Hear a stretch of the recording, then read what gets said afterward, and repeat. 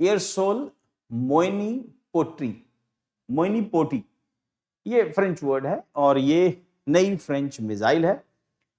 Feature क्या है? Normally missile जो होती हैं वो सरफेस टू एयर होती हैं या सरफेस टू सरफेस होती हैं, और ज्यादातर nuclear capable missiles surface to surface होती हैं। बट इस मिसाइल की क्या फीचर है? ये एयर टू सरफेस अटैक करती है। रैमजेट इंजन लगा है, 1000 किलोमीटर की रेंज है। डिपेंड करता है वेट कितना है, 100 किलोटन से लेके 300 किलोटन का न्यूक्लियर वॉरहेड ये अपने साथ कैरी कर सकती है। बहुत लीथल बनाता है।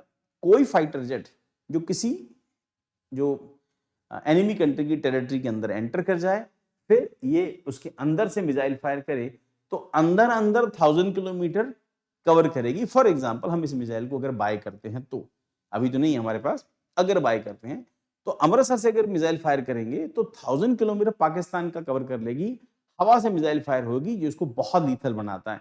नॉर्मली जब surface to surface missile fire होती है तो सरफेस मिसाइल बहुत अपने साथ हीट प्रोड्यूस करती है, जिससे मिसाइल डिटेक्ट हो जाती है।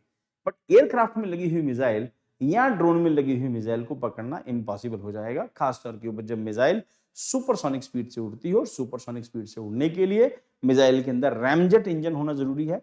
और रैमजेट इंजन का मतलब ये कि इंजन तब काम करता है, पहले जहाज सुपरसोनिक स्पीड पे पहुंचेगा, इसका मतलब मिसाइल भी सुपरसोनिक स्पीड पे होएगी, फिर उसका रैमजेट इंजन एक्टिवेट हो जाता है। इसका मतलब उसको नीचे से ऑक्सीडाइजर ले जाने की जरूरत नहीं, फ्यूल ले जाना है, बाकी काम एयर अपने आप कर देगी, उसको बैलेंस करेगा।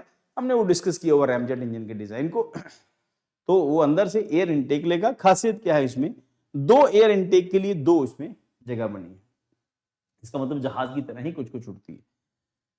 सो French has first time release official image of ASMRPA यानी कि एयरसोल मोइनीपोटी एंड रेनोवे ASMPA upgrade nuclear capable supersonic air to surface cruise missile है।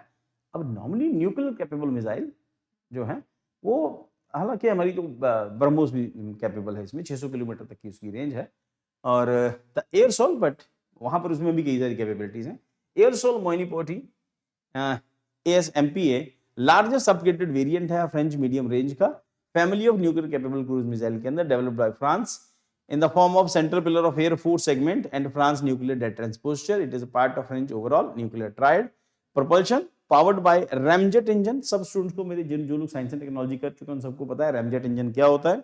Supported by the dual side air intakes. तो एयर इनटेक 2 साइड लगे। Normally fighter jets में 2 तरफ एयर इनटेक होते हैं।